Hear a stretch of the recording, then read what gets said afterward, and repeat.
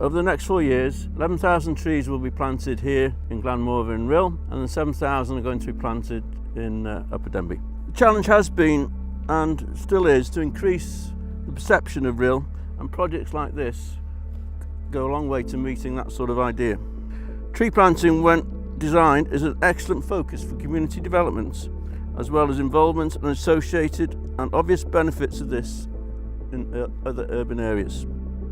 The intention is to plant 18,000 trees in Rhyl and Upper Denbigh over the next 4 years. These two areas were chosen as they have the lowest percentage canopy cover in Wales. Tree planting and improvements to green infrastructure in urban areas contributes to the county's resilience and the ability to adapt to change. For example, increased drainage capacity during periods of heavy rain.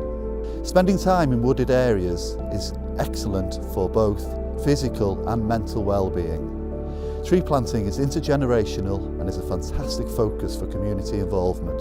Ultimately, large-scale tree planting such as this at Glanmorva gives multiple opportunities for the residents of Denbighshire to think globally and act locally to improve the local environment.